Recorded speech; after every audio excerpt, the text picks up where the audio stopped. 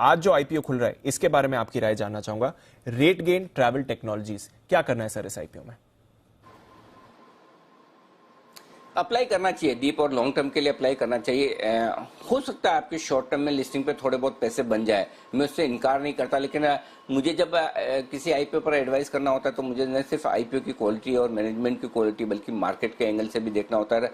Market का reaction आजकल जिस तरह का है, मार्केट का मूड माहौल है, कौन जाने अगर लिस्टिंग हो तब तक 16,500 निफ्टी आ जाए तो, राइट। तो वो रिस्क आप जो आजकल जिस स्पीड से 300 पॉइंट निफ्टी रोज निकल जाता है, तो आपको वो एक कुशन लेकर चलना पड़ता है। लॉन्ग टर्म सोचे और शॉर्ट टर्म में पैसा बन जाए, thank you very much, happy.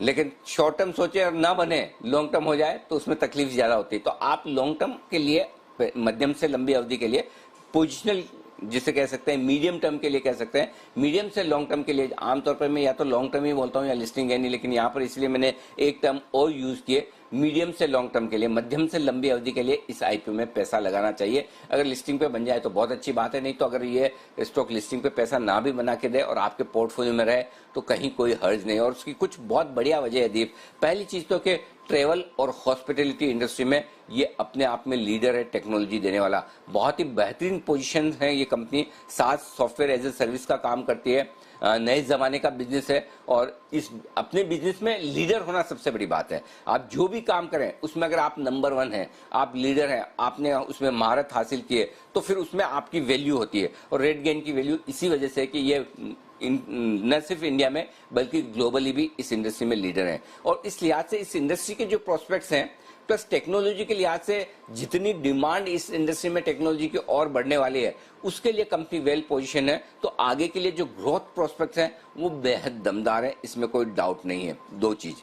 तीसरी चीज है, प्रमोटर्स बहुत ही मजबूत है, वेल क्वालिफाइड है, बिजनेस को अच्छे से समझते हैं, नए एंटरप्रेन्योर्स हैं। और आज के जमाने के नए प्रोमोटर्स जो वेल क्वालिफाइड और सबसे पहले बिजनेस में घुसे हों और उसके बाद मार्केट लीडरशिप हासिल करें, उन प्रोमोटर्स को रिवॉर्ड करना मार्केट का भी काम है। हमें भी अच्छी कंपनियां चाहिए, हमें भी अच्छे प्रोमोटर चाहिए, ताकि बाजार में आपको निवेश के ज्यादा से ज्यादा मौके मिले, और रेटगेन उस पूरे क्राइटेरिया में फिट बैठती है। तो ये तीनों पॉजिटिव है, बहुत स्ट्रॉन्ग पॉजिटिव। और इस प्रोमोटर्स में, स्ट्रॉन्ग प्रोमोटर्स में दीप एक चीज और भी कहना चाहता हूं, ये एक और ऐसी कंपनी है जहां प्रमोटर्स और कंपनी पर किसी तरह का कोई मुकदमा नहीं है, कोई लिटिगेशन नहीं है। और इस तरह की कंपनियां मुझे पसंद आती है, क्योंकि कॉर्पोरेट गवर्नेंस बहुत महंगी चीज है, आसानी से किसी को मिलती नहीं है। और ऐसे में इस तरह की छोटी कंपनियां अगर कॉर्पोरेट गवर्नेंस के हाईएस्ट स्टैंडर्ड फॉलो करने की कोशिश करती है, नीट एंड क्लीन काम करती है, लीगल और लिटिगेशंस नहीं है, तो उनको एक प्रीमियम बाजार को जरूर देनी चाहिए। तो ये 3 अच्छी चीजें हैं जो इस कंपनी को लेकर है।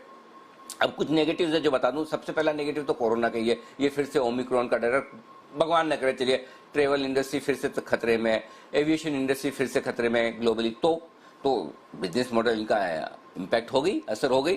तो कोविड के साथ इनका ताल्लुक एकदम बिल्कुल यूं कहना चाहिए कि एकदम 1-on-1 कोरिलेशन, परफेक्ट कोरिलेशन है कि मतलब कोविड हुआ तो बिजनेस खराब होना ही होना है। तो वो एक रिस्क है जो लॉन्ग टर्म में नहीं है, शॉर्ट टर्म में है।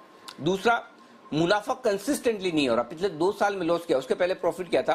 हालांकि जो लॉस किया उसके पीछे कारण अलग है, कुछ एक्सेप्शनल चीजें भी है, लेकिन लॉस तो लॉस है। तो एक बार है ना, हम इस तरह की कंपनियों में, छोटी कंपनियों में एक ही रिस्क होती है और वो ये होती है कि प्रॉफिटेबिलिटी का ठीक अंदाजा लगाना फ्यूचर के लिए मुश्किल काम है। क्योंकि अचानक से कोई एक साल कुछ अच्छे ऑर्डर्स की वजह से, कोई अच्छे एक्सटर्नल फैक्टर्स की वजह से बढ़िया हो जाए और अचानक दूसरे साल कहीं कोई चीजें बदल गई, तो छोटी कंपनियों के लिए इस तरह के शॉक झटके, या 1-2 कस्टमर निकल गए, मैं इस कंपनी के केस में नहीं कह रहा कि निकले, लेकिन 1-2 कस्टमर निकल गए या अचानक से ग्लोबल माहौल कुछ बदल गया, तो वो कंपनी अचानक से प्रॉफिट से नुकसान में हो जाती। तो कंसिस्टेंटली प्रॉफिट दिखाना बाकी है। प्रॉफिट आ जाएगा, आना चाहिए, होगा भी, ये सब नजर आता है। और अगर कोविड की रिकवरी हो गई तो प्रॉफिट ज्यादा तेजी से आएगा। 2 साल पहले तक प्रॉफिट में थी भी, और पिछले 2 साल में कुछ एडजस्टमेंट्स की वजह से प्रॉफिट से लॉस में भी आए, तो वो हल्का सा नेगेटिव है। 2 नेगेटिव है, छोटे नेगेटिव है, पॉजिटिव ठीक है। बस एक कोविड का अगर मामला फिर से नहीं आया तो ये कंपनी कमाल कर सकती है, तब आपको लिस्टिंग पर भी मुनाफा बनाकर दे सकती है। तो मेरे ख्याल से मीडियम से लॉन्ग टर्म के लिए रेटगेन में अप्लाई करना चाहिए। बिल्कुल, तो मीडियम से लॉन्ग टर्म के लिए अप्लाई करिए रेटगेन ट्रैवल टेक्नोलॉजीज। ये आईपीओ आज से खुल रहा है। अनिल जी की है राय इस पर।